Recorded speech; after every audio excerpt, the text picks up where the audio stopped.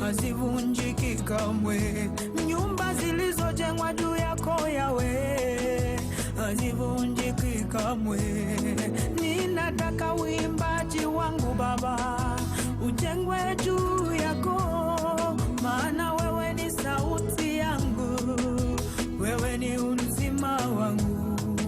Ninataka Ebeneza, Ebeneza, nijenge juu yako Baba. Ebeneza, wewe msingi wangu, jiwe langu la pembeni, nakutamani sana, jiwe langu la thamani, nakuhitaji sana. Oh, Ebeneza, Ebeneza, jiwe langu.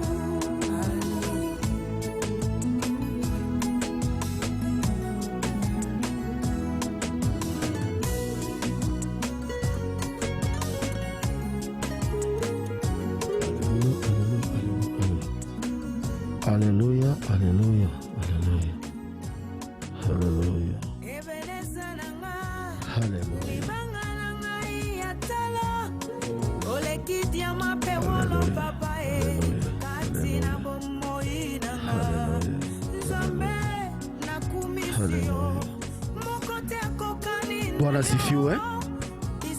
Hallelujah. Bwana asifiwe sana. Haleluya. Tunashukuru Mungu wa ndugu wa dada, kanisa ya Mungu kwa neema anetujalia tena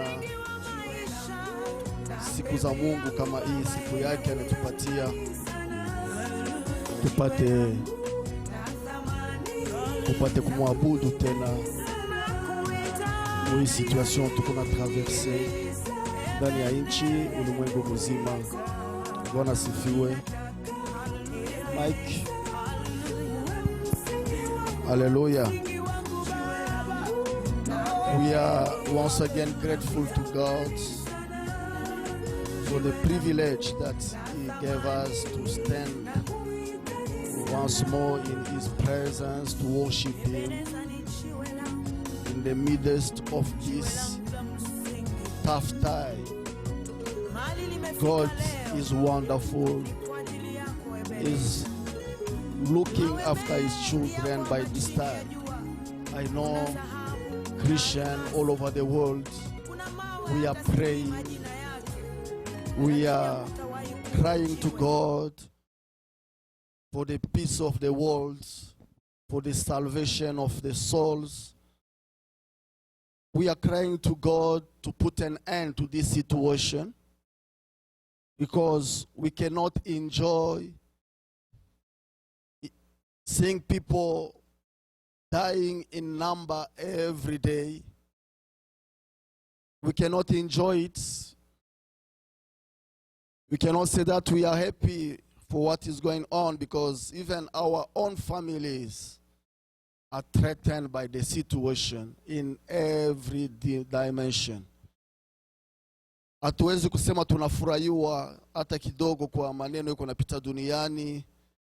Watu wako nafariki wengi kupitia magonjwa, na sisi kama watu pia kama Wakristo hatuwezi kusikia furaha, na majamaa yetu pia iko menase na hii situation.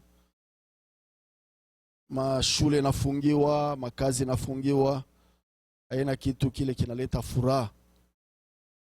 Na wengi katikati yetu shazoea kwenda kazini, lakini watu wanekala nyumbani masiku mingi.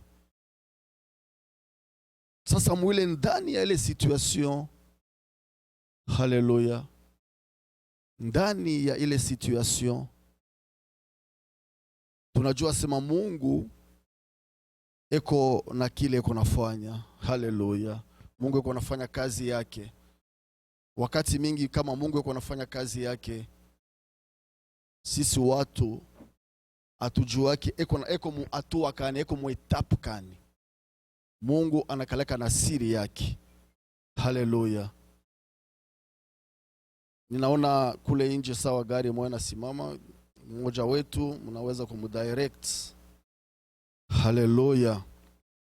Bwana asifiwe sana. When God is doing his work in secret most of the time, and we ignore what God is doing, and sometimes we can see only the results of what he has done already. Praise the Lord. Praise the Lord. Hallelujah. Let's take an example. When a child is in the womb of a mother or his mother, and God is building the person bit by bit, step by step, we don't know what is going on in secret. We can wait for a period of time. Normally we know that is 9 months. After 9 months, we can see the baby and we are all astonished. Oh, we are amazed. This is a beautiful baby. As I'm talking to you, I'm coming from visiting a newborn baby. And we were amazed to see the baby. But we were not there when God was building that baby in secret. He was putting everything in place, in the body, in the life of that child. Nasema hivi, kama tunakamata mfano ya mtoto anakuja tumboni mwa mama, tunaonaka miezi inapita, miezi iko napita, atujue kile Mungu yuko nafanya musiri. Inaweza kwa miezi 9 inaenea, mtoto anatoka tumbo ya mama yake. Tunashangaa, mtoto mzuri, mtoto bebe kiabia. Haleluya. Tunafurahiwa. Lakini wakati Mungu anaanza kujenga ule mtoto kiungo pa kiungo, wewe na mimi tukukuye. Bwana sifiwe. Nasema natokea kutembelea mtoto mmoja alizaliwa bebe. Tulimuona, tunafurahiwa, kwa mzuri, kwa mrembo, lakini Mungu peke ndio anaanza kumjenga musiri. Vile vile hii wakati tuko na traverse, kuko bitu bile Mungu yuko anafanya musiri. Haleluya. Ikuye mu maisha yako, ikuye mu ulimwengu mzima, kwa ajili ya kanisa, kwa ajili ya ulimwengu, kuko bitu bile Mungu yuko anafanya musiri. Haleluya. Sisi tunajua ya kwamba tu kama kanisa ya Mungu, kama hii maneno inamalizika inapita, tutakuwa mu hatua nyingine. Dunia pia itakuwa mu hatua nyingine. Lakini sisi tunapasha kujua ya kwamba Mungu wetu tumtumainie sana, ndio hii wakati yako nafanya kazi. Haleluya. Bwana sifiwe. Yako nafanya kazi. Ndio maana tunamshukuru sana kwa kupatana kwetu mahali hapa magharibi za leo. Bila kukawia, tutaenda kuingia mu maombi ya kumshukuru Bwana, kumpikia asante kwa uchungaji wake, kwa ajili ya mapendo yake. Tutampikia Mungu asante. Tutaomba katika jina la Yesu. Baba, tunakushukuru. Tunakurudishia sifa na shukrani. Tunabariki yako jina mfalme, katika jina kubwa la Yesu Kristo. Tunabariki jina lako Bwana. Tunainua jina lako kimbilio. Tunatukuza jina lako mfalme, Mungu wa mapendo tele, kimbilio na tegemeo letu, mfalme wa maisha yetu. Baba, kuko bilo kunafanya mfalme. Haleluya. Kuko maneno ile iko nafanika Bwana, ile sisi atujui, lakini wewe Mungu unajua msiri yako. Haleluya. Haleluya. Unabakia Mungu mwenye mapendo tele. Unabakia Mungu mwenye huruma tele. Unabakia Mungu mwenye baraka tele. Unabakia Mungu mwenye kunatazama taifa yake. unabakia Mungu mwenye kunachunga kondoo zake. Unasema tunakuwa na bei kumecho yako. Unasema kabisa tunakuwa na bei kumecho yako. Njoo ulitukomboa kwa bei. Ulitukomboa kwa bei, kututosha kubutumwa ya zambi. Bwana, haikukuye kitu teketeke. Ulikonsentir sakrifisi kubwa. Ukatoa mwana wako wa pekee. Ukatoa bumungu bwako. Ukatoa mapendo yako. Ukatoa Yesu bujima bwako. Kusudi sisi tupate okovu. Kusudi sisi tufunguliwe. Kusudi tuitwe wana wa Mungu. Yote ni kwa neema tu mfalme. Yote ni kwa neema tumeokoka. Kwa ile Bwana tunasema ubarikiwe. Kwa ile mfalme tunasema uinuliwe. Katika jina kubwa la Yesu Kristo. Tuko reconnaissant Bwana. Tuko reconnaissant Mungu wa mapendo tele. Tuko reconnaissant Jehova, Muumba wa kila kitu. Père, nous te sommes infiniment reconnaissants. Nous te disons merci Seigneur. Nous te sommes reconnaissants pour tes multiples bienfaits dans nos vies. Tes multiples bienfaits dans nos vies, Yahweh. Dans le nom puissant de Jésus-Christ de Nazareth, reçois toute la gloire. Reçois toute la gloire, tous les honneurs. Le Dieu qui a un plan de bonheur pour nous et non celui de malheur. Le Dieu qui livre nos batailles et qui combat pour nous nuit et jour. Le Dieu qui défait nos adversaires, qui met en déroute nos ennemis. Nous te sommes infiniment reconnaissants, Yahweh. Nous te sommes infiniment reconnaissants, Dieu d'amour. Dans le précieux nom de Jésus-Christ de Nazareth. Merci Seigneur pour ce que tu fais. Ce que nous voyons et ce que nous ne voyons pas. La chose réelle est que tu nous fais du bien. La réalité est que tu nous fais du bien. Tu fais du bien à tes bien-aimés. Merci Seigneur pour le souffle de vie que nous avons. Merci pour la santé que nous avons. Merci pour la protection dont nous sommes bénéficiaires. Dans le précieux nom de Jésus-Christ de Nazareth, nous venons t'élever, ô Yahweh. Nous venons te célébrer, ô Yahweh. Ce soir, en ces lieux, comme ton peuple, comme ton église, nous venons te dire merci pour tes bienfaits à travers le monde. Nous savons qu'à travers le monde, les hommes et les femmes te témoignent. Témoigne tes bontés, témoigne ta miséricorde, témoigne ta fidélité pour ce que tu es en train de faire dans la vie de l'homme. Oh Yahweh, reçois la gloire. Oh Yahweh, reçois l'honneur. Merci Père, merci pour ta fidélité. Yahweh, nous te disons merci du fond de notre cœur. Father, we say thank you. From our heart we say thank you, Lord. You are a faithful Father. You are a good Father. Thank you for your provision. Thank you for your support. We know that people that are called upon your name around the world are not, oh Lord, disappointed. You are doing greater things in their lives, in their families. They are testifying your goodness, oh Lord. In Jesus' mighty name.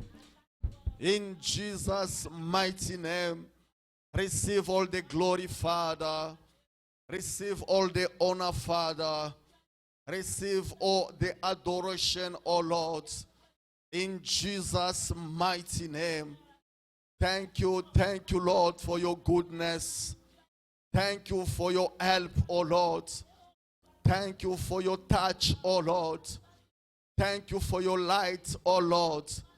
In the name of our Lord Jesus Christ. Hallelujah. Thank you, Father. Thank you, Father. You are blessing our families. You are touching our friends. We are touching your beloved servants. Hallelujah. Men and women of God around the world are beneficiary of your kindness and your love.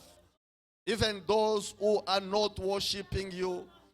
Even those who have given you their back, Father, oh Father, you are doing good for them.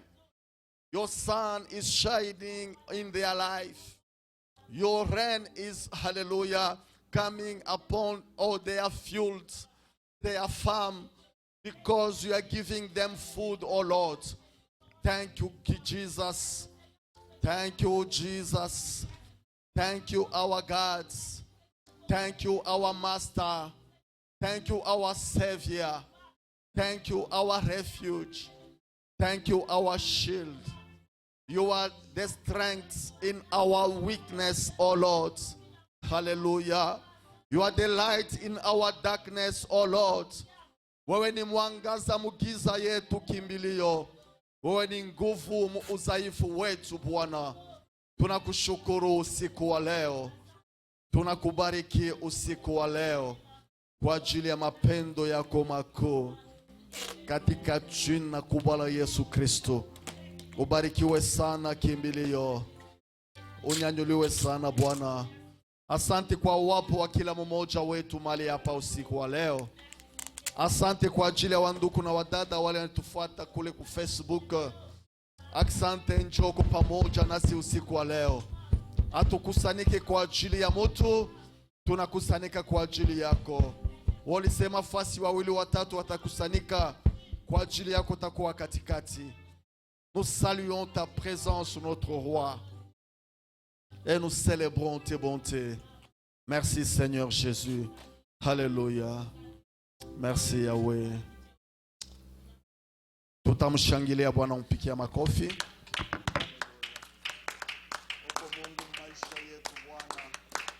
Tunakushukuru na mioyo yetu usiku wa leo. Asante kwa ajili ya wema wako na kuandika ulimwengu mzima. Tunakushukuru Mfalme. Haleluya. Tunapenda kumwabudu Bwana kupitia nyimbo za maabudu. Tumwabudu na mioyo yetu pamoja na wandugu wale wako netufuata. Haleluya. Tutamwabudu Bwana. Haleluya.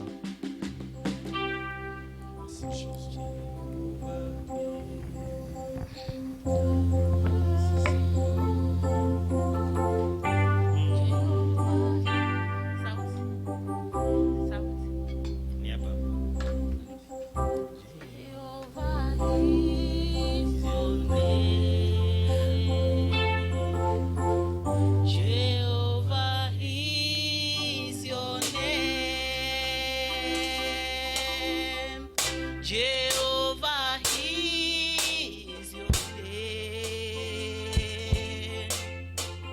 Jehovah is your name. Jehovah is your name. Seigneur Jésus. Jehovah is your name. Jehovah is your name. Jehovah is your name. Jehovah is your name. Jehovah is your name.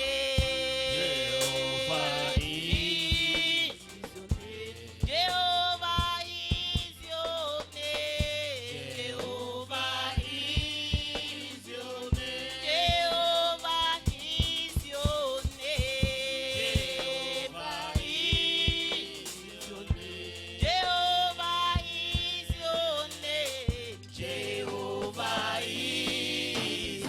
Oh, Jehovah is your name. Jehovah is your name. Jehovah is your name. Jehovah is your name. Oh, Jehovah is your name. Jehovah is your name. Jehovah is your name. Jehovah is your name. Hallelujah.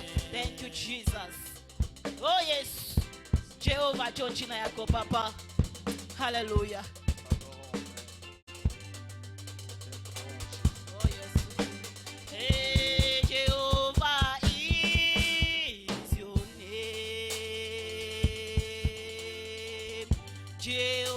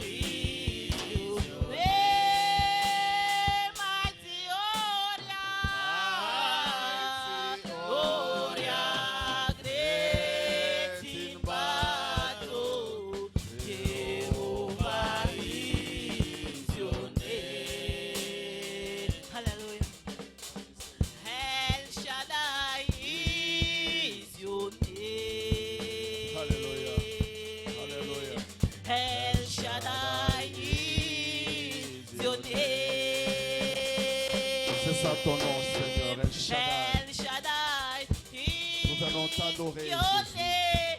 Merci, Seigneur. El Shaddai is your name. Jehovah is your name. Hallelujah. is your name. Jehovah is your name. Jehovah is your name. Jehovah merci, is Jésus. your name. Jehovah is your name. Jehovah is your name. Jehovah Woo! is your Hallelujah. name. Oh, Jehovah is your Oh, name. Jehovah Oh, is Jehovah is your name.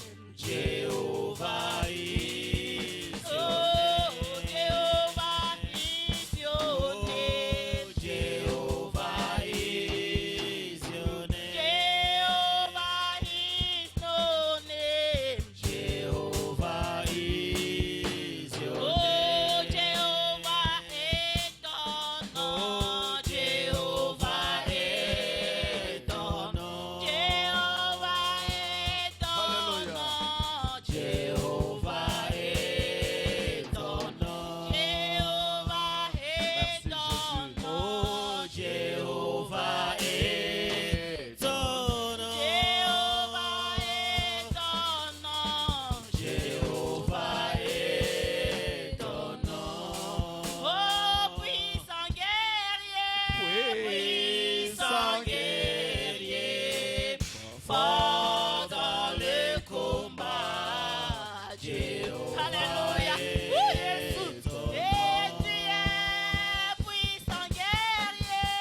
puissant Jésus. Oh, guerrier, fort dans le combat. Jéhovah est ton nom. et puissant guerrier. Puissant guerrier, fort dans le combat. Jéhovah est ton nom. Tu es Alléluia. puissant Merci, Jésus. guerrier. Puissant guerrier, fort dans le combat. Jéhovah est ton nom. Jéhovah est ton nom. Oh, Jéhovah est ton nom. Jéhovah est ton nom.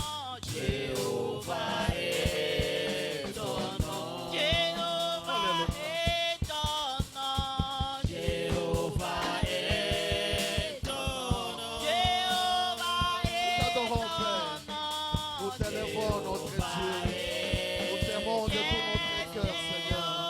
Tu nous as aimés le premier pendant que nous étions déséquilibrés, pendant que nous étions perdus, comme de brebis abandonnées. Tu as eu compassion de nous, Seigneur. Jéhovah est Merci, ton Seigneur. nom. Oh, Jéhovah Alléluia. Oh, yes, Lord. est ton Jéhovah est ton nom. Jéhovah est ton nom. Puissant guerrier. Puissant guerrier, fort dans le combat. Jéhovah est ton nom. Tu es Alléluia. puissant guerrier. Puissant guerrier, fort dans le combat. Jéhovah est ton nom. Tu es puissant guerrier. Puissant guerrier, fort dans le combat. Jéhovah est ton nom. Napenda Oh, merci, tumwabudu Seigneur. Bwana na tumshukuru kwa mamvite kwenye tukombania. Baba yangu. Toi, Wimbo tu n'échoues unasema, jamais dans le combat, Seigneur. Yeye Tu n'échoues jamais, ni Papa. mshika Tu es mvita wa Jehovah Jireh, nguvu. Papa. Eko na tukombania Jehovah, mamvita Jehovah ya est ton maisha nom. yetu. Jehovah est ton nom, Ndugu Jehovah yangu, est ton dada nom, yangu, Papa. Jésus Mungu de ako nakukombania Nazareth, vita. nous t'adorons ce soir, Aina papa. chama yako Tu es ndio kuna Seigneur kukombania fort vita. dans le combat, Jésus. Tu es Aina fort dans le marafiki combat, yako ndio Seigneur. Tu kupigania es fort vita. dans le combat, Kunakuwa Yahweh. vita Baba, ile vita hauwezi kani kukombana Mungu wewe wetu. peke. Kuonesha kukombana Mpaka kama Mungu ishinda, Baba. anakukombania. Vita kani we Mungu. Basi Kuonesha tunakuabudu kupigana, Baba, Bwana. tunapata defeat. Basi leo kunatupigania Alléluia. vita Tu mu es fort maisha dans le yetu. combat, Seigneur. Basi Tu es tuko fort dans le badhaifu, combat, huku Jésus. natuploye Tu es nguvu fort dans le yako. combat, Seigneur. Mkono Tu es yako fort dans le unanyoloka na combat, kutupigania Jéhovah. mkomvi, Seigneur, Bwana. Jéhovah, c'est ton nom. Usiku na mchana. Jéhovah, c'est ton nom. Katika Jéhovah, jina c'est kubwa ton la nom. Yesu Kristo. Jéhovah, c'est ton nom. Father, you are Jéhovah, Baba, fighting tunakuinua our battles. Bwana wetu. Oh, la You are Baba. manifesting Baba, your unakisi, power against unatupigania our vita, Baba. enemies. We are Baba, not vita taiko ya fighting by chini. ourselves. Baba wangu, It's your mighty Baba, peu hand importe which is Mungu fighting wetu le for niveau us. des combats. Your Papa, mighty tu hand es is fort, tu disturbing emportes la our victoire. enemies. Peu importe Your le niveau mighty des hand combats. is Peu importe starting notre our de gloire. enemies. Baba, bunele In bon combat. Jesus' mighty Jésus, tu name, nous donnes toujours la we victoire. lift your name above all other names. Tu nous donnes Thank toujours la you for victoire, the Seigneur. victory that Puisque you tu es, gave Seigneur, us. Dieu de gloire, fort dans The les combats. victory that Tu you es gave fort, us. tu es fort, We are Jésus. more than Tu es fort, conquerors tu es fort through dans les combats, Jesus. Seigneur. Hallelujah. Our enemies are under our feet. Hallelujah. Victory is ours. You gave us victory in all battles. In Jesus' mighty name. Jehovah is your name. The mighty God. Nothing is above you. Everything is under your feet. You are the most powerful God. In Jesus' mighty name. C'est toi qui combats pour nous. C'est toi qui terrasses nos ennemis. C'est toi qui mets en déroute nos adversaires. C'est toi qui livres nos batailles. Tout ce qui a été planifié contre nous, Jésus, tu nous as donné la victoire. Nos ennemis se sont dispersés. Batui banazambalala. Bale baritafuta malheur yetu. Bale baritafuta esheki yetu. Bale baritafuta kupotea kwetu. Yawe unatupigania vita. Yawe unatupigania mkomvi. Katika jina kubwa la Yesu Kristo. Unyanyuliwe sana Bwana. Tunakuabudu usiku wa leo. Tunakuinua usiku wa leo. Tunakupandisha usiku wa leo. Mungu wa mapendo tele. Mungu wa kupigilia. Ukunapigia watumishi wako. Ukunakombalia watoto yako. Wale wanakutumainia. Hawapate aya kamwe. Ukunazambarisha adui wa watoto yako. Adui wa kanisa iko napata aya wakati kama huyu. Katika jina la Yesu Kristo, matumishi yako beko nakutumainia.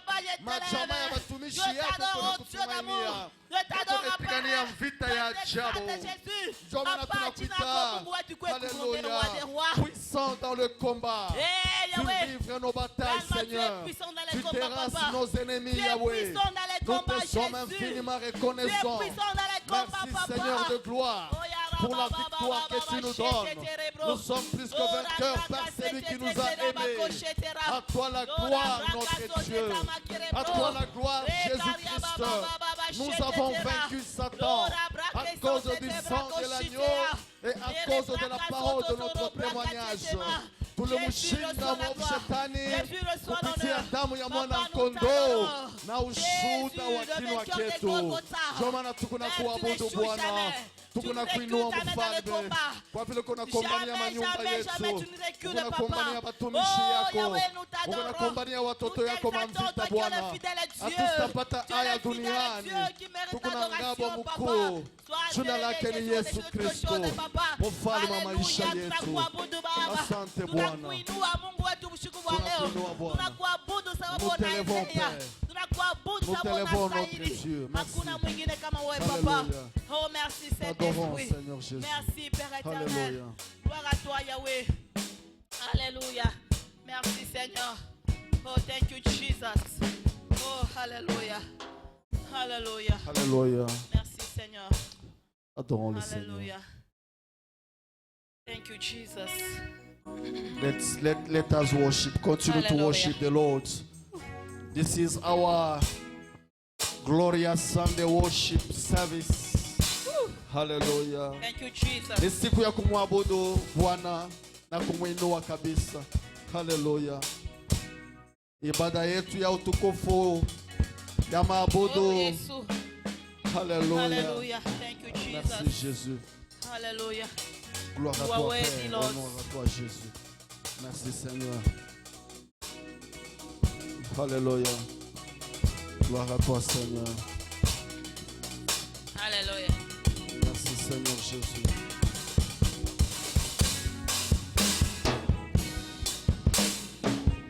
My soul say yes, say yes, say yes. Hallelujah.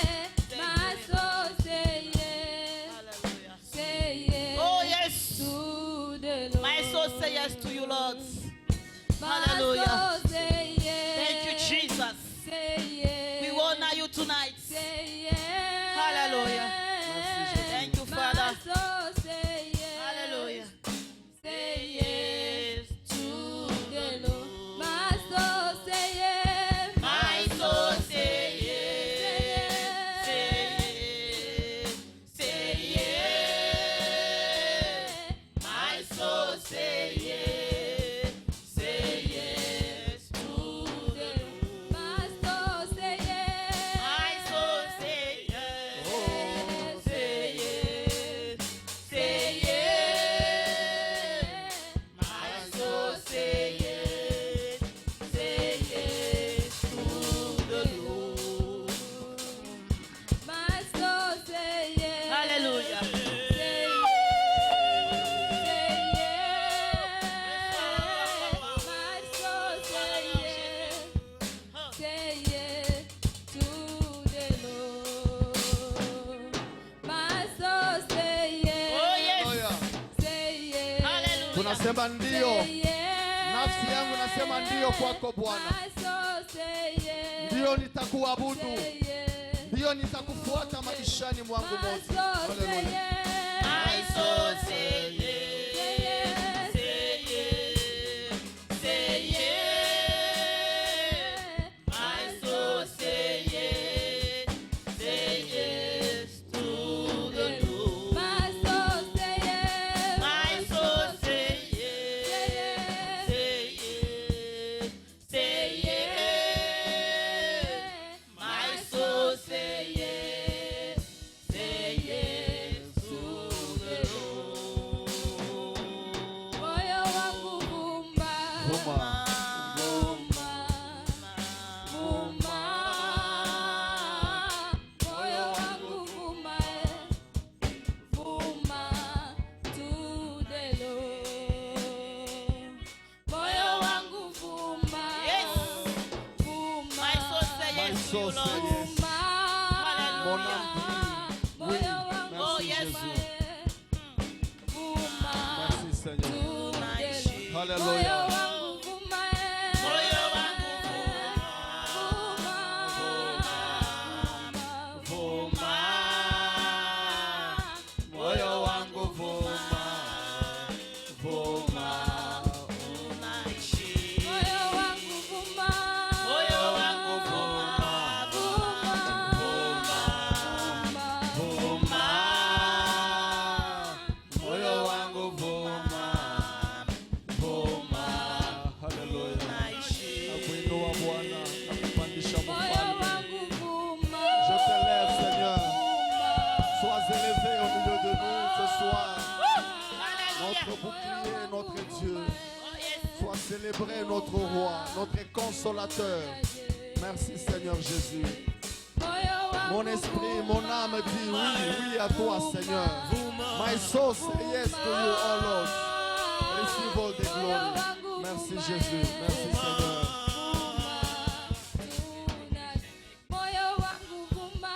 Moyo wangu Vuma. Moyo wangu vuma. Vuma.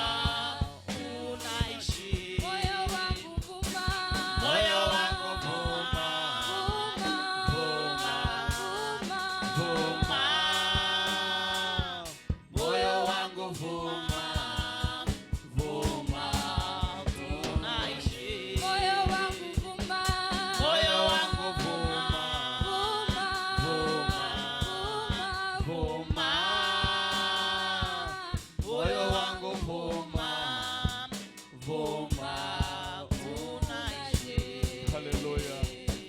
Lord. My soul say yes. Merci Jésus. Say yes. Mon cœur Say te yes. dit oui, Seigneur. J'ai dit oui, je veux te suivre. My soul say Oui, je veux te servir.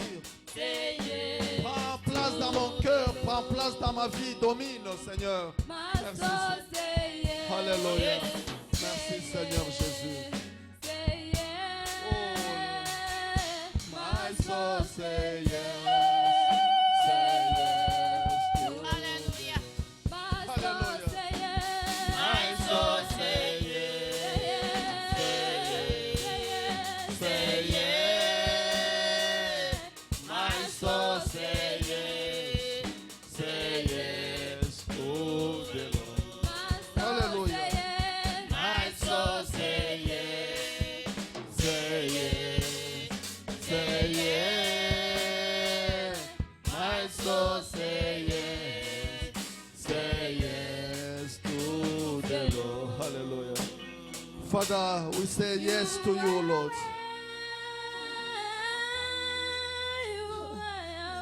Merci Jésus. You are Yahweh. Merci Seigneur. You are Yahweh, you are Yahweh. You are Yahweh, Alpha and Omega. Yeah. You are Alpha and You are Omega. Yahweh, Le commencement et la fin de toutes choses. and Omega. Alléluia. Merci Seigneur. You are Yahweh. You are Yahweh. You are Tu es Yahweh. Dieu. Hallelujah. Worship with us. You are Adore avec nous. Il est Dieu, il est Yahweh, il est You Yahweh. are Yahweh. Yeye ni Yahweh. Alpha and Omega. Mwanzo na mwisho ya maneno yote mu maisha yako You ndugu. are Yahweh. Hallelujah. Alpha and Omega. You are Yahweh. You are Yahweh. Hey, you are Yahweh. You are Yahweh.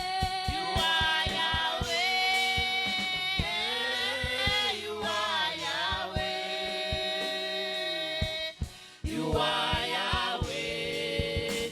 Alpha and Omega. You are Yahweh. Alpha and Omega. You are Yahweh. You are Yahweh. Worship with us. You are Yahweh. You are Yahweh. Hallelujah. You are Yahweh. Alpha and Omega. You are Yahweh.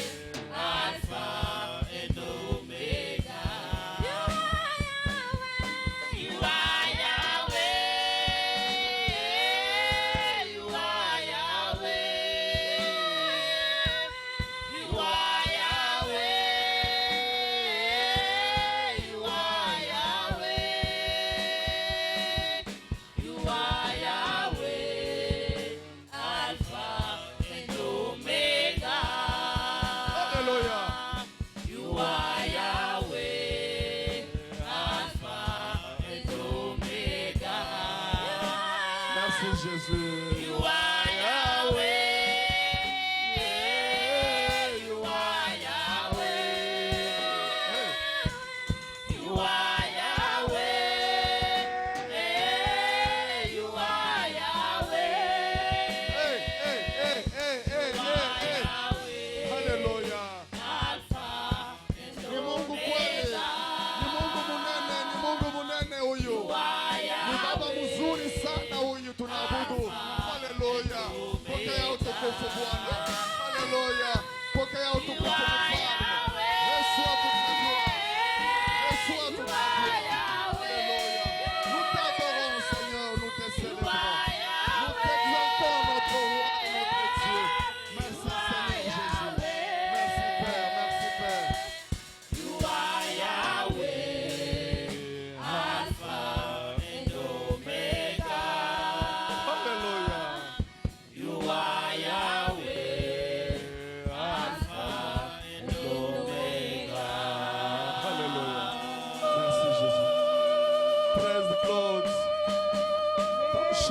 kabisa Bwana, tamshangilia Bwana.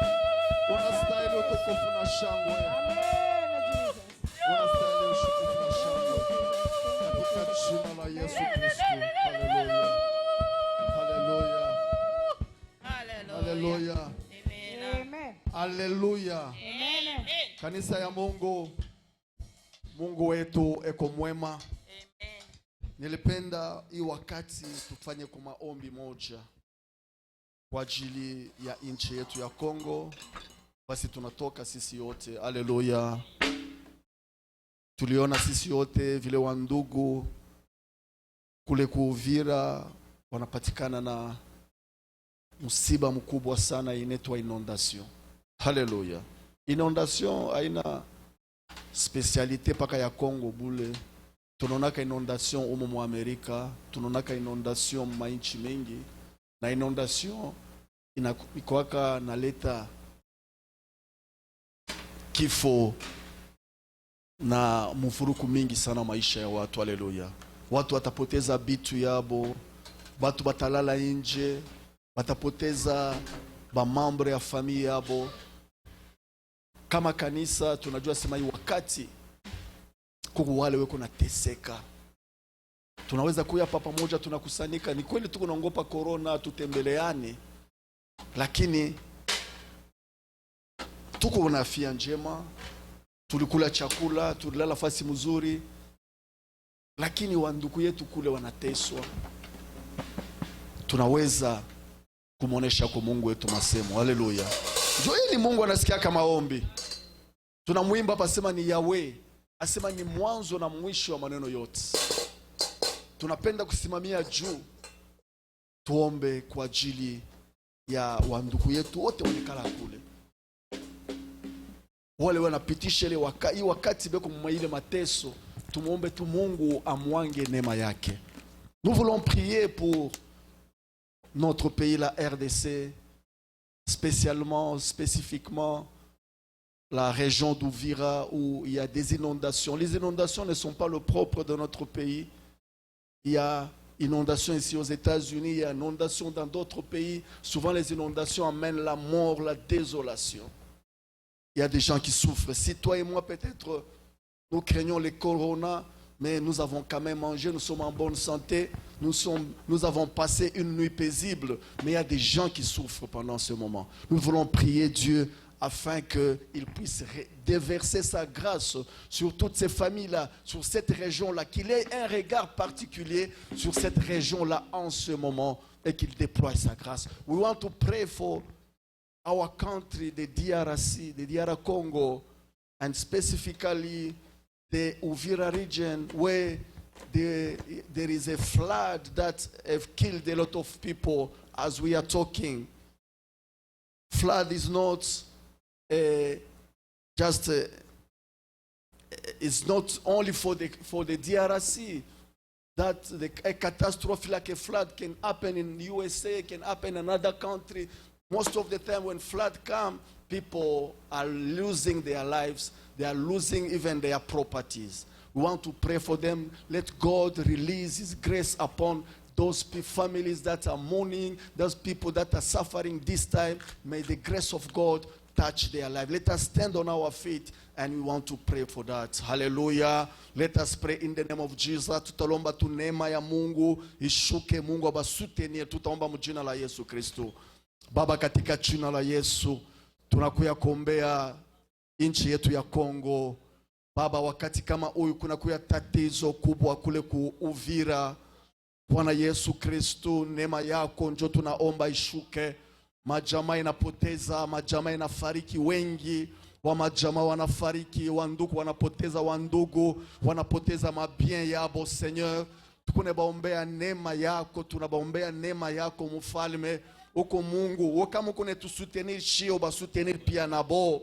Kama ukone tujalia vizuri ubajalie nabo pia vizuri.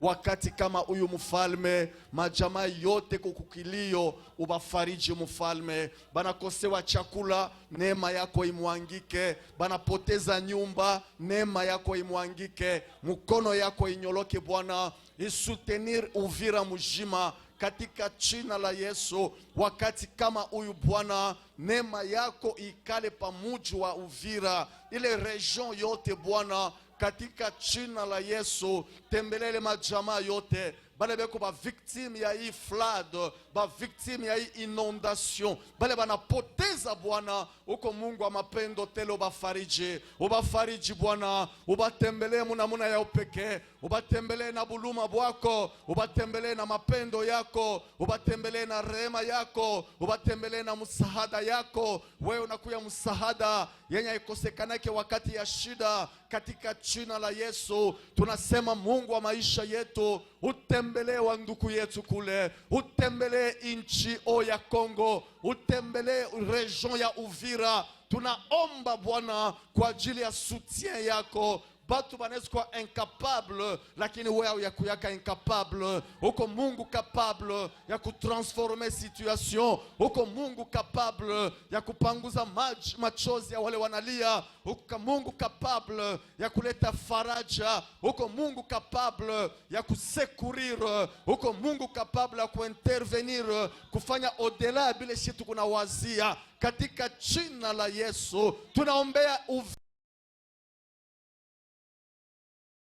hakuna mchungaji kama wewe, kinakuwa katika mikono yako. Hakuna ule atakinyang'anya mfalme. Fariji mioyo ya watoto yako, fariji mioyo ya wale weko nalia Bwana. Neema yako kabisa ishuke kule Bwana, mkila nyumba, mkila jamaa, katika jina la Yesu. Père, nous sommes en train de crier vers toi afin que ta grâce, ta miséricorde puisse visiter la région d'Uvira en RDC, Seigneur. Que tu puisses fortifier ceux qui sont faibles en ce moment. Que tu puisses pourvoir aux besoins de ceux qui ont des besoins, Seigneur. Alléluia. Ceux qui ont perdu leurs biens, ils ont perdu membres de famille, ils sont menacés d'une manière ou d'une autre. Que ta grâce repose sur cette région, Seigneur. Que tu sauves, que ton peuple témoigne de tes bontés et de ton amour. C'est pourquoi nous crions vers toi, Seigneur. Father, we cry to you. We say, Lord,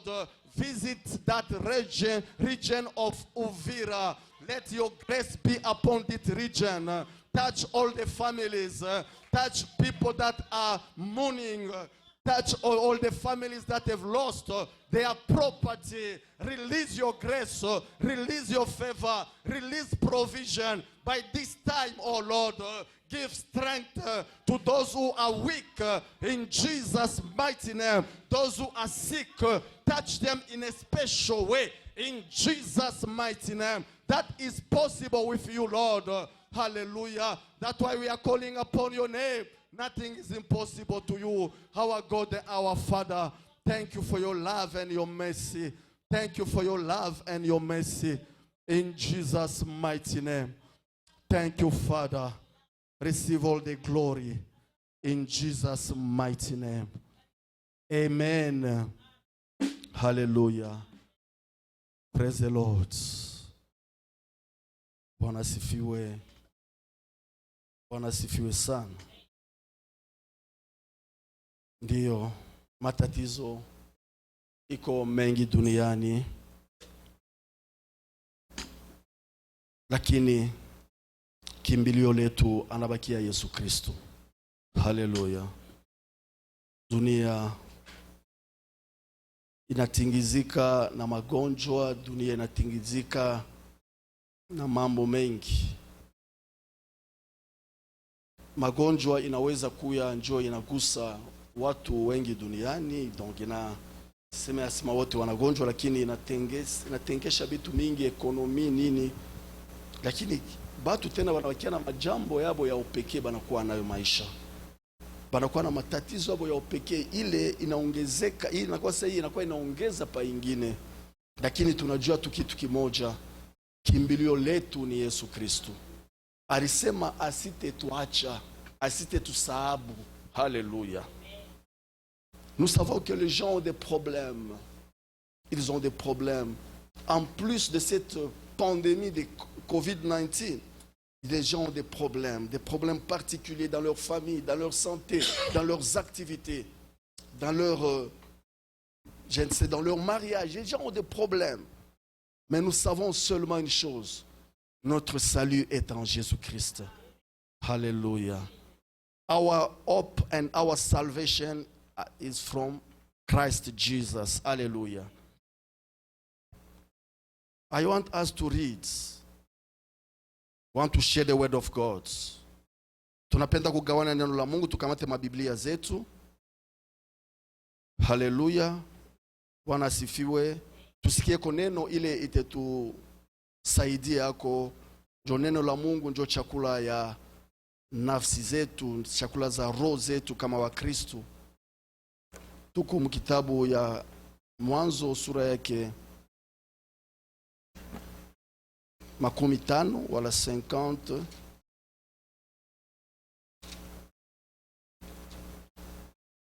verset 20 zanini vile.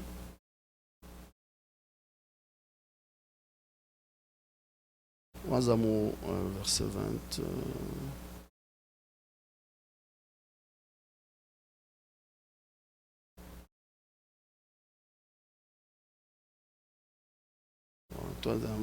Verset 19 mpaka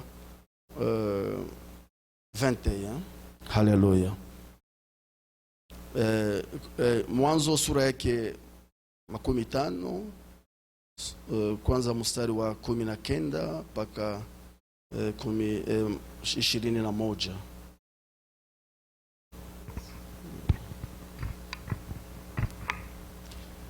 Yusufu akamwambia, usiogope. Je, mimi ni badala ya Mungu? Nanyi kweli mlikusudia mabaya, bali Mungu alinikusudia kuwa mema, ili itokee kuokoa taifa kubwa kama ilivyo leo. Amen. Hallelujah. 21. Basi sasa msiogope, mimi nitawalisha na watoto wenu. Akawafariji na kusema nao vema. Amen. English inasema, but Joseph said to them, don't be afraid. Am I in the place of God? You planned evil against me. God planned it for good to bring about the present result, the survival of many people. Therefore, don't be afraid. I will take care of you and your children. And he comforted them and spoke kindly to them. Amen. Tuende mu kitabu ya Warumi sura yake 8. Warumi sura yake 8.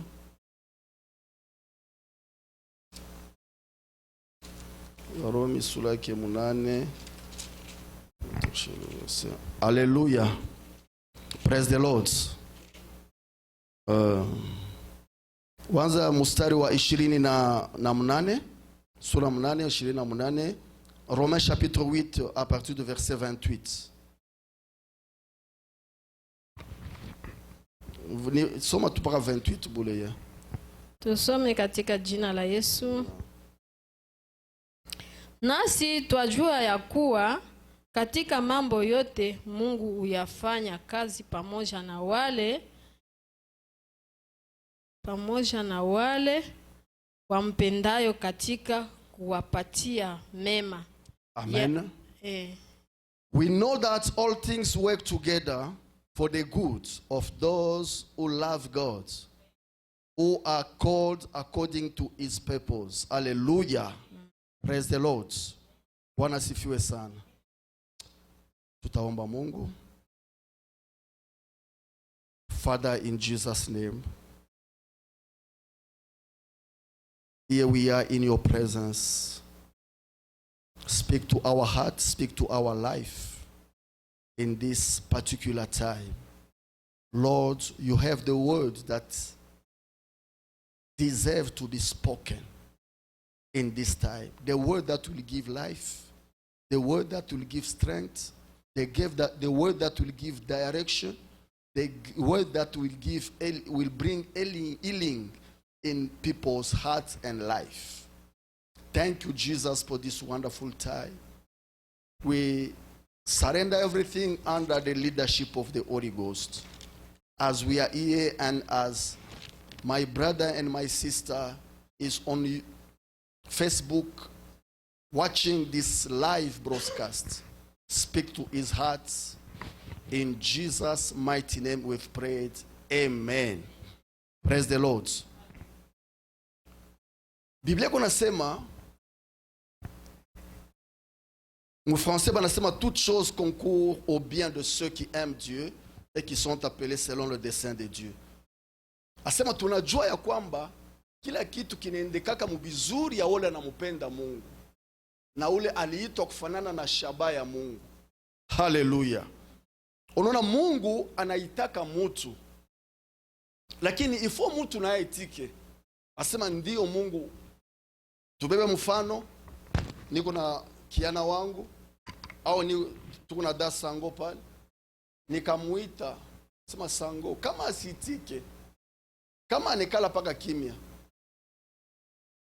nikusema asitike kumwito yangu. Hata mtoto kone mnyumba kamuita, kuya hapa Didier, kuya hapa. Kama ule mtoto anasema mama ninakuja, nikusema anaitika mwito yako. Mungu naye pia huku batu bali Mungu anaitaka mpaka leo abayamuitika. Haleluya. Na wewe huko hapa ni njoo ritika mwito ya Mungu. Bwana asifiwe. Baraka ya maisha ya mtu inaanzaka wakati ile anaitika mwito ya Mungu. Haleluya. Hallelujah. Blessing in someone's life starts when he accepts the calling of God. There are people that have been called by God. So far, they haven't responded positively to the calling of God. Hallelujah. They may come to church. They may sing for God, but they never accept the calling of God. Because to accept the calling of God, you have to accept to move forward with God. It's like when God or you as a parent, you called your son. I called my son to come here. Maybe I want to send him to go and bring car keys to me. I won't call him just for me to look at him up and down, to observe him. No, I'll call him for a purpose. That's what the Bible says. Those who are called according to his purposes. Wakati Mungu anaita mtu, anamuitaka njoo ya shaba fulani. Mungu mtu anaweza mimi nechika mwito ya Mungu. Kuitika mwito ya Mungu ni kuitika kufanya kila alikwambia ufanye. Aimba nasema unaitika, anakuita, unasema Mungu ananiita. Onesha kuikala sasa. Mungu pengine pale anakuita, anakutuma njoo sema wende kushoto, wende ukafanye kazi fulani. Lakini wewe unasimama simama, ndio umeshakuitika mwito ya Mungu. Hapana. Kuitika mwito ya Mungu ni wakati unafanya kila alikonesha ufanye. Haleluya. Sasa magharibi za leo tunapenda kusungumuza kwa ajili ya maneno hii situation tuko na traverse dunia. Ni situation moja inaleta matatizo mengi. Tunaona watu wanafariki wengi sana. Watu weko nafariki wengi kusiku moja. Tunaona makazi inafungiwa. Tunaona donc watu wanapoteza makazi. Watu banafungiwa nyumbani, abatoke tena nje. Bila tunafanyaka kila siku atubifanye tena, vitu vingine vinatoka mu programu yetu na mutabia yetu. Il y a des choses qui ont automatiquement quitté nos habitudes et nos vies à cause de cette situation. Cette situation qui est pénible. On ne peut pas applaudir qu'il y a une pandémie dans le monde. Nous, l'Église, nous sautons, nous disons que oh, c'est bien. Alors que même les familles des chrétiens sont menacées. J'ai vu des pasteurs qui sont morts dans cette situation. Pasteur bana kufwa na hii magonjwa beko bamba mingi, surtout côté ya Europe kule. Tunapaka pasteur fulani anakufa, pasteur fulani anafariki. Ni baina sema ni batoto ya Mungu nabo pia hii situation inaba emporter. Ni kusema ni situation moya iko na frapper dunia, ni situation moya mubaya. Lakini mimi napenda tuelewe mawazo ya Mungu kupitia hii mstari tunasoma ya mwisho ya pili. Ile Biblia kunasema tunajua ya kwamba kila kitu kile kinafika. Biblia ipresisa sema kile kitu ni kazi wala ni accident wala ni magonjwa, basema kitu kyote kile kinafika kinatumikaka en faveur ya bale banampenda Mungu. Haleluya. Ni kusema tunapenda katikati ya matatizo tuone kitu kani kizuri kile Mungu eko netufanishia sie batoto yake. Jo tushone paka kote bubaya ya hii situation. Kuko kitu kizuri kile Mungu eko nafanishia kanisa yake mu milieu ya hii situation. Bwana asifiwe. Ce que je veux dire c'est quoi? C'est que au milieu de cette situation, de cette douleur qu'apporte le COVID-19, au milieu de cette situation, il y a ce que Dieu est en train de faire pour le bien de son Église, pour le bien de ses enfants. Alléluia. In the midst of this COVID-19, although it's painful and we've lost a lot of habits that we had, business that we had, we have lost even people that we loved. But God still doing something in the midst of this situation. Praise the Lord. Hallelujah. Hallelujah. Praise the Lord. Minapenda wewe Mkristo ujichunguze mbele. Kabla useme kwa ajili ya ulimwengu mzima, useme ni kitu gani Mungu eko nafanya mu maisha yangu hii wakati. Hii wakati niko nakala kunyumba na batoto, hii wakati siende kukazi. Kitu gani kizuri kile Mungu eko nafanya, puisque tunapasha kujua ya kwamba kwa ile mapendo Mungu eko nayo kwa ajili yetu sisi wa Kristo. Kama tunasoma Biblia,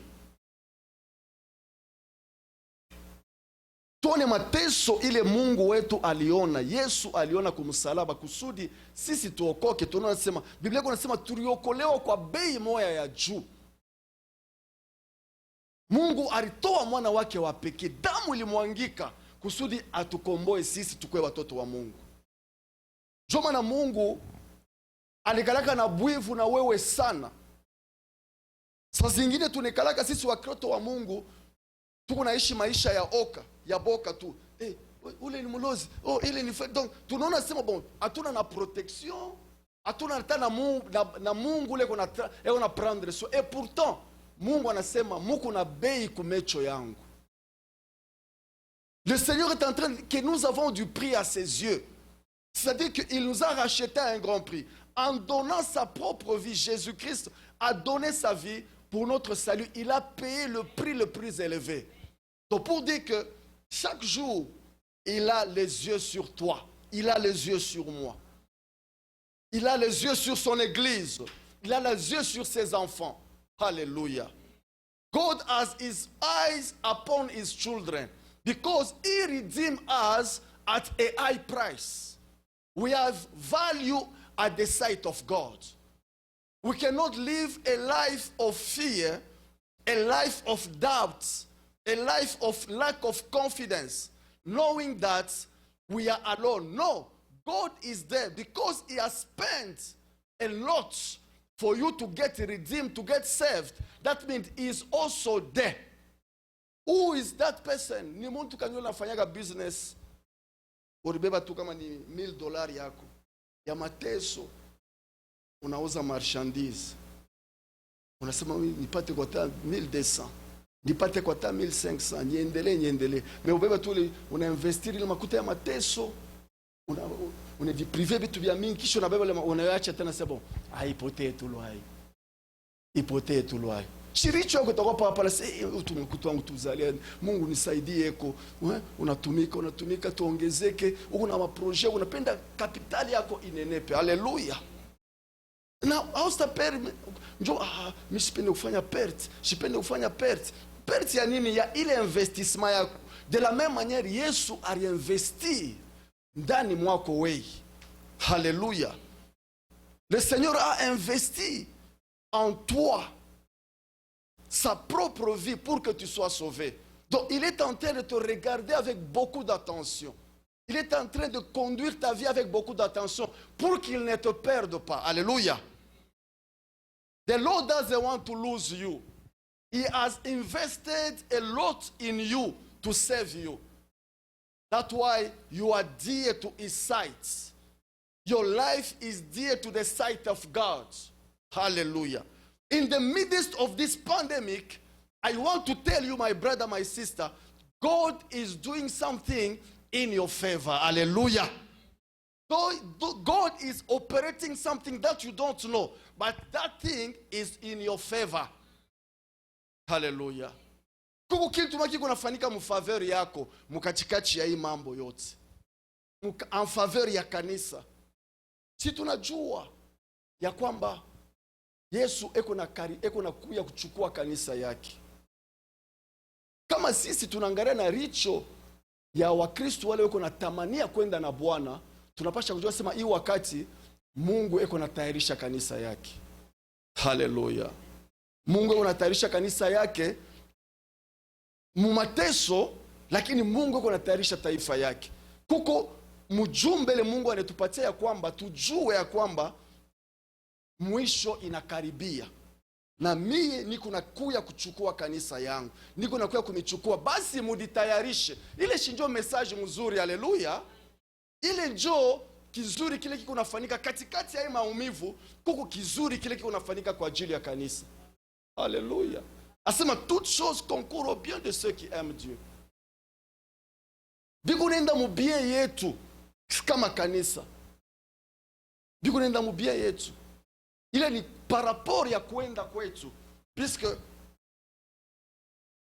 susi ya Mungu ni tujitayarishe.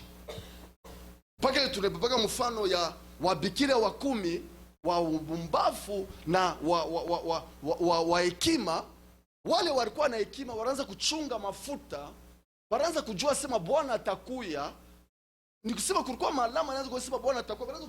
Beko na verifie moto yabo, beko na verifie mafuta yabo kusudi lampi yabo ishikufwe. Tandis que bale bengine barikuwa mu distraction, abakupay attention ku moto yabo, abakubebe mafuta ile ristahili kusudi bachunge moto yabo, abakwanze kurenouveler mafuta kusudi moto yabo ibaruhusu wakati Bwana atakuya bakutane naye. Haleluya. Kitu kizuri kile kiko nafanyika katikati ya maumivu ni kujitayarisha kwa kanisa, kujitayarisha mbele kwako kwa upekee kama Mkristo. Hallelujah. The greatest thing that is happening now, when we take the case of this 10 virgin, there were 5 foolish and 5 wise. The wise virgin, they were preparing themselves. They were keeping their fire. They were keeping the light. And so that they were knowing that the Lord, the bride is about to come. Let us get ready to meet him. The other foolish, they didn't take care of it. But this time around, in the midst of this coronavirus, there is something that is going on. God is preparing his church. He's preparing his own because he's about to come to take his own. Hallelujah. Praise the Lord. Kukizuri kile kiko nafanyika banduku. Wakati Mungu anakupatia wakati awe kuomba, kujitayarisha, wakati awe kusoma maandiko, ni kweli. Wakati uko nyumbani, kutayarisha na watoto yako, kutayarisha mume wako, kusugumuza maneno ya Mungu, maneno ile takuya kumbele, piske imeandikwa mu Biblia. Sasa ingine tulihesabu, lakini imeandikwa ya kwamba dunia itapita. Hallelujah. Praise the Lord. Asema bitu byote biko nafanyika en faveur ya bale banamupenda Mungu na bale baliitwa. Sisi tuliitwa na Mungu kufanana na mashaba yake. Sasa hii situation hatuwezi kujiplendre hata kidogo, lakini tufungule macho tuchunguze kitu kani Mungu akonetufundisha kitu kani kiko en faveur yetu. Kitu cha kwanza mimi nakufungulia ndugu yangu, Mungu eko na kutayarisha. Haleluya, Bwana asifiwe. Joseph, mnajua hadithi ya ndugu Joseph, Yusufu. Joseph a été vendu par ses frères. Ils ont même oublié, ils ont pensé que Joseph était déjà un homme mort. Ils ont même oublié, l'ont effacé dans leur mémoire, dans leurs souvenirs. Bon, c'était un petit que nous avons vendu il y a longtemps. Pour son père, c'était un garçon qui était déjà mort, puisqu'on lui avait amené même les preuves du sang, son manteau qui était plein de sang. Et il avait reconnu que c'était le manteau de son fils. Pour lui, Joseph était déjà mort. Mais vous savez l'histoire, comment il s'est retrouvé avec les siens. Et dans le livre de Genèse chapitre 50, Joseph est en train de parler à ses frères.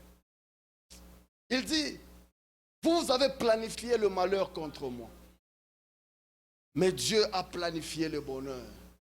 Il a changé le malheur en bonheur. Ndugu yangu, dada yangu, kama shetani alitayarisha kifo kyako, anasema utakufa na corona. Mais anaanza kutayarisha, Mungu anageuza ile malheur inakuwa bonheur yako. Haleluya.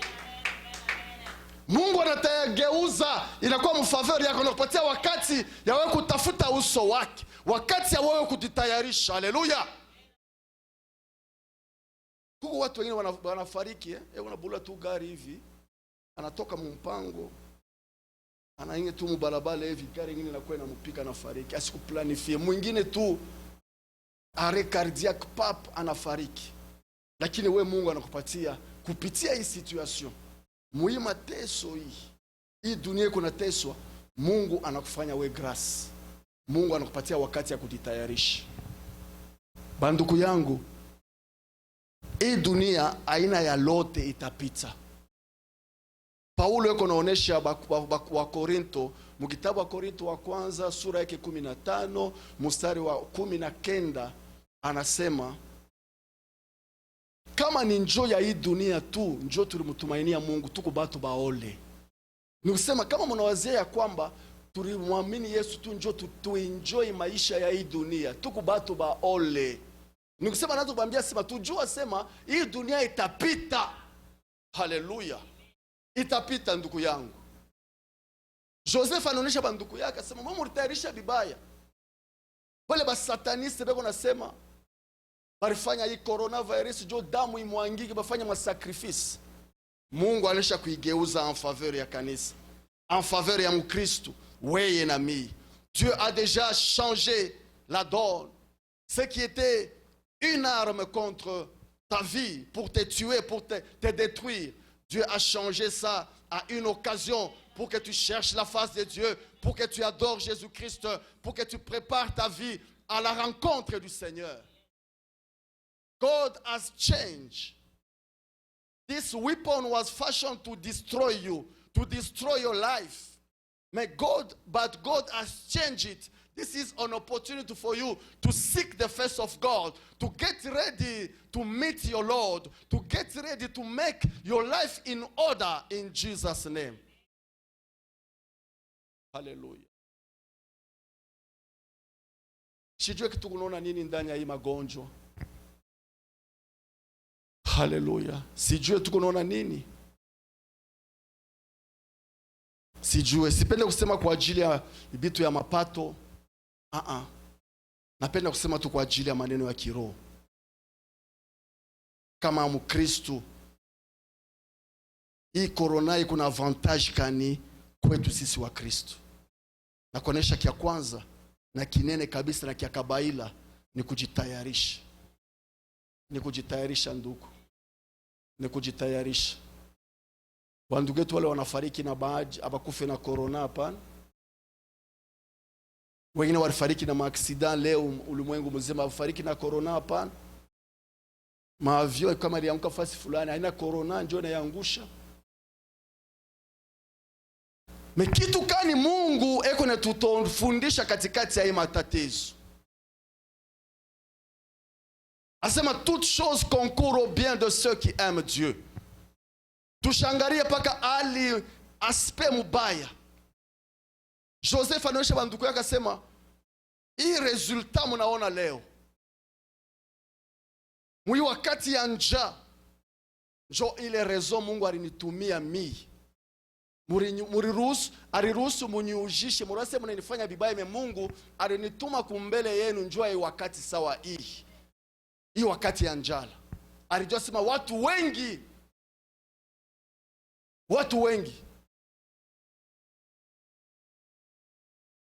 watapata msaada hii wakati njoo yangu mimi. Haleluya. Njoo Mungu anaonaka mbali. Mnajua tena sema mkatikati ya hii pandemi kuko watu wengi watamwamini Yesu Kristo. Haleluya. Kuko batu mingi bala bakumjua Mungu. Beko nakutana na Mungu. Beko naelewa sasa. Unaona siku Yesu alikuya msalabani. Siku alitunjikwa, wale baskari balikuya chini. Wakati baliona giza inapika ulimwengu mzima, udongo unatetemeka, makaburi inafunguka. Kurukia baba mwa alikuwa pale anasema naamini, anasema huyu Bwana alikuwa mtoto wa Mungu kweli. Haleluya. Nikisema ni mtu alikuwa na moyo mgumu, ima siku yote alimdharau Yesu, alimdharau, lakini ile siku bila aliona ili mpuse akili kusema Yesu alikuwa mwana wa Mungu. Kuku bantu beko na akili leo sema Mungu eko kwako. Mungu kumbe ni wabia kweli. Bintu tuko naona Mungu ni mjima. Ifoko muongopa Mungu. Makanisa yenyewe iko wapi? Njoo ni banafunga makanisa. Pastor eko. Kuku bantu wanatafuta batumishi ya Mungu. Bapatie Bwana maisha yao.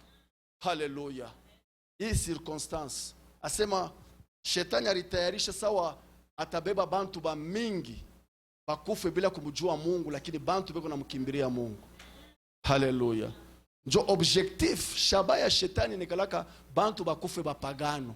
Mundu akufe tu mubulevi yake mule mutoke mukonga akufe. Mwala moya ni muntu akwenda mungena, lakini Mungu anapendaka muntu sana. Biblia inasema Mungu ashifurahi wake lufu lwa mtenda zambi. Bwana asifiwe. Haleluya. Nikisema hii corona shetu kunaona sasa corona kuko manafsi kunaokoka. Kuko manafsi kunaokoka. Kuko bantu wako namkimbilia Mungu. Evangelisation inapanda hatua. Hii wakati Biblia inasema wakati Yesu alisema mu kitabu ya Yohana sura yake 16 mstari wa 13 anasema wakati Roho Mtakatifu atakuya atahakikishia dunia kwa ajili ya dhambi, kwa ajili ya uwaki na hukumu. Kuko bantu wako napata conviction mu roho yabo tambia hii maisha yangu mitenda nayo wapi? Hukumu inaanza kuchofa. Fani kimbilie kwa Bwana, Asema vitu vizuri viko nafanyika katikati ya hii mvuruko. Haleluya. Mungu yuko naokoa manafsi. Na ule mtu atabakia nyumba anarisikia endelelei. Mungu anapatia tena bantu occasion kupitia. Shetani ndio alibitayarisha, lakini Mungu anaingia mule ndani. Anaanza kuconvaincre batu en ce qui concerne le péché zambi. Tuna mtu alikale mwenye anafikiri maisha yetu ni bule, makuta iservir kukitu, manguo yenyewe na voila tenda kuionyesha wapi? Niko pa mu nyumba misha kuikala nayo. Anaona tu anasema biote ni vanité de vanité. Motoka yenyewe mitenda nayo wapi? Haleluya. Donc hii nyumba yote itabakia donc fulani alikufa na mimi kumbe nifanye ditayarishi. Hii wakati Roho Mtakatifu yuko na convaincre mioyo ya batu. Haleluya. Asema toute chose concourt au bien de ceux qui aiment Dieu. Asema bile alitayarisha bibaya contre shibi na geuka. Mungu anabigeuza en faveur yetu. En faveur ya bantu bengine banaokoka. Bwana sifiwe sana. Tushone tuingie mu hii situation, tuangalie côté positif. Tuangalie njoo tu individuellement. Tuangalie est-ce que kama wakati corona itamalizika tutabakia paka bale ba Kristo ba moya, utabakia paka ule muntu moya na ile tabia moya. Wakati hii situation Mungu anakupatia occasion ya kufikiri, anakupatia occasion ya kutengeneza. Haleluya. Bwana sifiwe sana. Tuangalie bizuri biko ndani ya hii situation. Mambo yote amkalia paka bibaya. Ni kweli ni magonjwa mubaya, ni mpepo mubaya, inaua batu, lakini ndani tena mko mjumbe ile naweza kuya baraka kwa ajili yako ndugu. Au milieu, au-dedans de cette situation, il y a une bénédiction pour toi mon frère, une bénédiction pour toi ma soeur. Saisis la leçon que Dieu est en train de te donner. Resteras-tu la même personne après ce confinement, après cette situation? Tu vas en sortir comment? Alléluia. Qui seras-tu? Comment sera ton ministère? Comment sera ta foi? Alléluia. Tu vas continuer à servir Dieu avec toutes ces faiblesses-là? Ou bien tu vas intensifier le zèle pour l'œuvre de Dieu? Praise the Lord. There is something that God, something good out of this situation. What will be the outcome of this for your life, for your family, for your church, for your ministry? We pray that we can see again our brethren. We know that it will be a joyful day. The day they will say, no, now you can restart gathering again. It will be a joyful day. But let us look at the level of the quality of our spiritual life. That is the most important thing. The thing is not that we can gather again in number, but the thing is that the quality of our spiritual life, because the quality of our spirit, even our meeting with the Lord will depend on the quality of our spiritual life. Wakati batasema banafungula makanisa itakuwa mzuri, tutakutana tena wengi, itakuwa wakati ya furaha. Lakini haina objectif nasema tuanze kupatana ba mingi. Objectif ni qualité ya vie spirituelle yetu itakuwa namna gani? Ile maisha yetu ya kiroho itabakia paka ile moya ile. Tujiangalie, tujichunguze. Kuko kitu kimoja kinaweza kukupusisha kukutana na Bwana. Unajua wakati kanisa itaenda kuko wa Kristo wale watabaki. Abasa bakia sema njoo ni bapagano. Watabakia njoo bana tayari. Tule tu abasa kwa tayari. Kuba Kristo wale wanasema no ba mitaacha itabia teacha tu. Mashi teacha kabo. Itabia yangu teacha tu. Do ye bintu biote no bipeleka paka njoo ya kesho. Oro mkristo ni mtu anakamataka mipango ya nguvu. Anajikatala. Anasema vile Biblia inasema wakati Musa alikomea, alikatala kuitwa mtoto wa binti wa Farao, alikamata mpango kwa imani. Anasema mimi naacha nchi. Mimi natoka mwe nyumba. Mimi nakatala kuikala mwe nyumba. Na sisi wa Kristo tunapaswa kuangalia hii bitu inapaswa kutukomesha. Hii COVID-19 inapaswa kutukomesha shiba Kristo. Tuelewa sema eske wakati Yesu atakuwa na hii tabia niko na piske bana sema hivi. Kitu kichafu akistengia kumbingu. Kitu kichafu akistengia kumbingu. Kama unasoma mkitabu ya Wakorinto sura ya 6 inasema mshijidanganye, washarati, walevi, waongo, wabanabataya ba mingi pale abastariti ufalme wa mbingu. Metuko nabo mkanisa. Kuba Kristo bego ba Kristo, lakini bego ne bakingari na ile etiketi ya ile banataya kama nasoma pa ile list. Sasa bo objectif yabo ni nini? Objectif yetu ni kuingia kumbingu. Sasa wanasema hii hali haista kuingisha kumbingu. Cha nini kia kufanya ni kukamata mpango, kutoachana na ile tabia. Kuachana, kukamata mpango sasa niko natayarisha kukutana na Bwana. Sipende hii tabia mu maisha yangu. Sipende hii mwenendo mu maisha yangu. Na ikataa. Joe itanipusisha kuingia mbinguni. Haleluya. Hii situation. Hii situation. Hii dunia qu'on a traversé. Tubebe kote positif yetu sisi wa Kristo. Tunaweza kuongeza wakati yetu ya maombi, tunaweza kusoma tena Biblia, kufunda Biblia, kuelewa vitu vya mingi, puisque tuko fasi moja. Tuko na wakati mingi ya kutafuta nayo Mungu. Haleluya. Jo kama tunakamata paka hii wakati, jo wakati ya kuangalia mafilme, Tuna mtu aneka filme asubuhi, hii filme mzuri hii serie depuis milianza depuis ma 7h asubuhi. Ile sasa unasema ni 23h. Alikuwa pa wego na anashanjia, weka journée mujime inapita ashisome Biblia, journée mujime inapita ashipike magoti abudu Mungu, journée mujima akamata. Donc ashiprofite na hivi confinement itaisha, tayua mafilme yote lakini asitajua verse hata moja. Hallelujah. Ni kitu kia ole sana. Praise the Lord. Bwana asifiwe sana. Tukamate avantage mwi situation. Asema biko na concourir ku bien yetu, ku buzuri bwetu. Mungu ashezi kutuacha. Asema hata kama Mkristo anakufa na corona leo, anakufa atenda ni anisha kuokoka. Kama ni Mkristo njoo, Mkristo ananisha anakufa na magonjwa. Shini mtu anaweza kufa na magonjwa, inafanyika. Lakini hakuna kitu kile tutaongopa tena.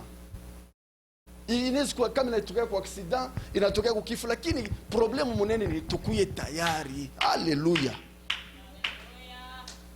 This is the most important thing. A Christian can die with coronavirus. He can die through accident. He can die through another type of disease. Because there are Christians that are dying. All people that are dying are not because they are of their sin they died. No. God can allow that a Christian can die. But the most important thing is the Christian to get ready all the time. To be ready to go with the Lord. Hallelujah. Praise the Lord. Bwana sifiwe sana. Hallelujah. Kama shetani alitayarisha hii magonjwa njoo atumalize, Mungu anesha kuigeuza mfavori yetu. Hallelujah. Bwana sifiwe. Hallelujah. Mungu anesha kuigeuza mfavori yetu. Asha kuigeuza mfavori ya kanisa. Arwase kama anafunga atuungame tena makanisa batapunguka, atutapunguka. Njoo fire itakuwa tena ya nguvu sana mjina la Yesu. Hallelujah. Njoo pale wakati uko kunyumba, omba Mungu akujaze na moto. Wakati utarudia kwa kazi, bale banduka yao benzao ba mkazi bangala na tumadawa batanzi pa kuchukia. Uni biaombe. This lady I don't like her. Yeye mwenyewe tu anaanza kuachia njia. Haleluya. Njoo ushakuwa moto do tellement ulikuwa Mungu anakuingisha anakuipika unakuwa moto sana. Ulitoka mkaji wakati ya confinement pengine pale uliendaka kabaridi kaliingia unarudia moto unaanza kushikia boka. Haleluya. Omba Mungu akujaze na hekima, akujaze na nguvu. Wakati unarudia uone mabadiliko. Bwana asifiwe sana. Hallelujah. Mungu asifiwe. Mungu alipenda kutuonesha kile kitu leo ndugu yangu, dada yangu, ya kwamba hii situation muko buzuri bwako. Hallelujah. C'est ce que Dieu voulait te dire, que au milieu de cette situation, il y a ta bénédiction. In the midst of this cry, there is your blessing. Take advantage of it. Take advantage of it. Seek the face of God. Hallelujah. Praise the Lord. Hallelujah. We want to pray. Tutaomba. Tutasimamia juu tuombe. Karibu mwisho. Hallelujah. Praise the Lord. Bwana sifiwe. Hallelujah. Hallelujah. Tutaamua abudu Bwana. Kisha tutamuonesha sema Mungu, unipatie bizuri biote bile ulinitayarishia katikati ya hii matatizo, katikati ya coronavirus situation kwa dunia. Mie kama mtoto yako nibebe mabenefisi yote lo ulinitayarishia. Sur le plan spirituel, sur le plan matériel, sur le plan financier, moi toi zote koko bizuri bile Mungu alitayarisha katikati ya matatizo. Ilitayarishwa sawa magumu, iseme itakuwa magumu kupita, lakini Mungu anegeuza kuya furaha kwa ajili yako. na watoto yako, uombee na jamaa yako yote. Sema Bwana, mwi wakati vile Biblia nasema walimtayarishia Yusufu vibaya, lakini unageuza vile vibaya kuya vizuri. Geuza vibaya vyote vikuya vizuri kwa ajili ya jamaa yangu, kwa ajili yangu, kwa ajili ya maisha yangu. Haleluya.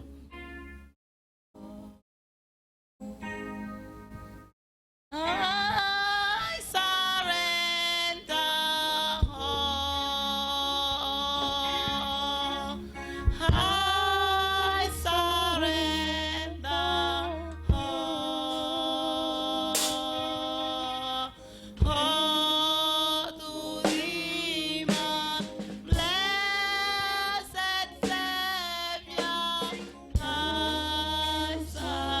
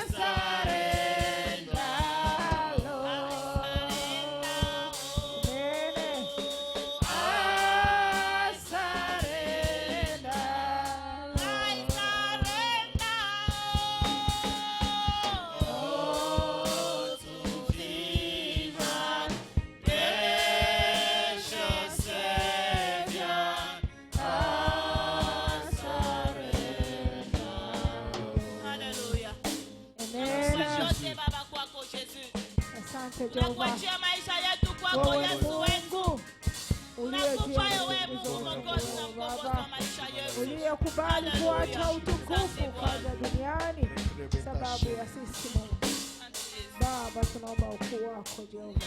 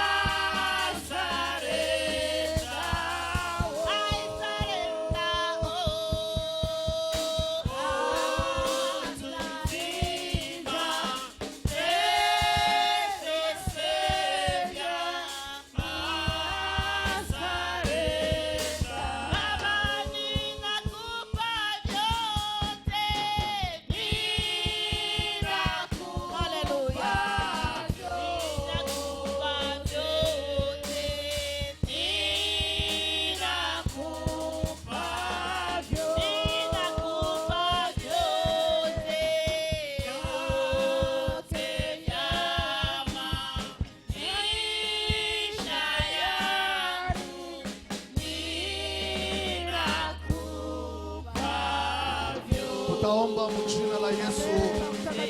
Omba Mungu asema vyote vya vibaya vigeuke kuya vizuri kwa ajili yako. Vyote vikuya vibaya vikuya vizuri. Tout ce qui était préparé contre toi se retourne en ta faveur. Dans le nom puissant de Jésus, let everything that was against you to be transformed for you now in Jesus' name. Rondo sheke basaka kerebe tangashte. Baba katika jina la Yesu Kristo Nazareti. Baba katika jina kubwa la Yesu Kristo Nazareti. Vyote vibaya vilitayarishwa kontra maisha yangu. Vigeuke vikuwe vizuri jina la Yesu Kristo. Vigeuke vikuwe vizuri katika jina la Yesu Kristo. Vikuwe vibaya kontra mie vyote vigeuke vikuwe vizuri kwangu. Mikono ya familia yangu. Ito Seigneur, ikonikifanya ya douleur. Bwana Yesu, ikonikifanya salama juu ya familia yangu. Ikonikifanya maendeleo juu ya familia yangu. Ikonikifanya maendeleo juu ya ministeri yangu. Ikonikifanya maendeleo ya watoto yangu. Katika jina kubwa la Yesu Kristo Nazareti. Katika jina kubwa la Yesu Kristo Nazareti. Katika jina kubwa la Yesu Kristo Nazareti. Yote wakitekea Bwana. Vigeuke vikuwe mfaveur yangu. Mishale barilance contre Bwana. Vigeuke vikuwe baraka yangu. Mtego barinitekea Mungu wa mapenzi. Vigeuke vikuwe maendeleo yangu. Katika jina kubwa la Yesu Kristo Nazareti. Katika jina kubwa la Yesu Kristo Nazareti. Tout ce qui était préparé contre cette église soit en faveur de cette œuvre.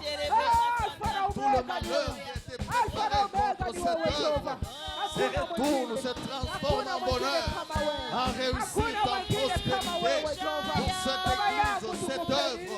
Dans le nom puissant de Jésus, dans le nom puissant de Jésus, Seigneur, geushia watoto yako magonjwa ya njema na ulimwengu furaha katika jina la Yesu Nazareti. Baba, tunakuita maisha yetu, ile shetani alitayarisha vya kutumisha, vya kutuangaisha, vigeuke vituletee furaha, vikuwe vya kutupatia furaha, vya kutupatia maendeleo, vya kutupatia amani, vya kutupatia reusito katika jina la Yesu. Inawezekana Mungu wa mapenzi, inawezekana Baba yetu, inawezekana mfalme wa maisha yetu. Merci sana Bwana. Hakuna mwingine tunayemwinua, ainuliwe ni wewe Jehova, anayeinuliwa ni wewe Baba. Asante Baba, ni wewe Mungu aliye hai, ni wewe Mungu ulikuweko mwanzo wa kuumbwa dunia hadi mwisho wa kuumbwa. Baba yangu, tunashukuru utukufu wako, mamlaka ni yako Baba yangu. Asante Jehova, tunajua. Haleluya. Amen. Tutaombea. Amen Jehova. Tutaombea Wakristo ulimwengu mzima. Tamuonesha Mungu asema vile shetani alitayarisha kontra Bakristo dunia mzima, mataifa yote bigeuke bikuye njoo ya bonheur ya Bakristo, bikuye njoo ya furaha ya Bakristo.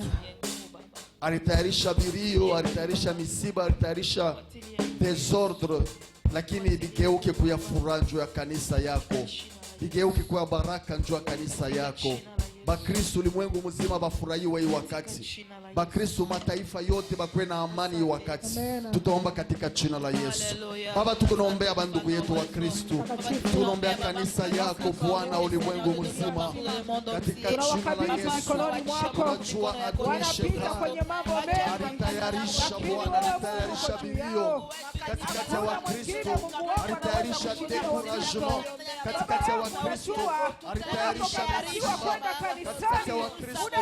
Geuza vyote vikuye en faveur ya Wakristo, vikuye en faveur ya Wakristo, vikuye en faveur ya Wakristo, vikuye en faveur ya Eglise, vikuye en faveur ya Eglise. Katika jina la Yesu Kristo, katika jina la Yesu Kristo, katika jina la Yesu Kristo, katika jina la Yesu Kristo, katika jina la Yesu Kristo, katika jina la Yesu Kristo, katika jina la Yesu Kristo, katika jina la Yesu Kristo, katika jeshi ya Mungu, watoto ya Mungu na mataifa yote, wale wanamwabudu Yesu Kristo, wanamfuata kama Bwana na Mwokozi wao. Vibaya walitayarisha kontra ba Kristo vigeuke vikule vizuri, vibalete amani, vibalete furaha, vibalete maendeleo, vibalete baraka. Kwa jina la Yesu inawezekana Bwana. Confondre shetani, confondre ma occultisme, confondre ma sorcier, confondre ma magicien. Jina la Yesu. Mungu wa maishara ni wewe Mungu. Hakuna Mungu Tengeneza maisha yao kusudi tukweka na Mungu wetu. Baba Merci, Baba Yahweh. Vierge, Baba Saint Vierge, Baba Baekima, Baba utakuya Mungu redi wakati utakuya Baba Vierge, Baba Pure à la rencontre de l'époux katika jina la Yesu. Tunakulia Baba. Asante Jehova. Merci Saint-Esprit. Que tu vas nous wengine fortifier. kama Oh, merci, wewe Seigneur. hakuna, Hakuna Mungu kama wewe, hakuna kama wewe, hakuna Mungu kama wewe, hakuna mwingine kama wewe. Haleluya, haleluya, haleluya. Praise the Lord. Hallelujah. Ndio tunafika wakati ya kuleta ofrandi yetu. Tutaendelea na kumwimbia Bwana upate kuleta ofrandi yetu, kisha tufike tuclôturer service yetu.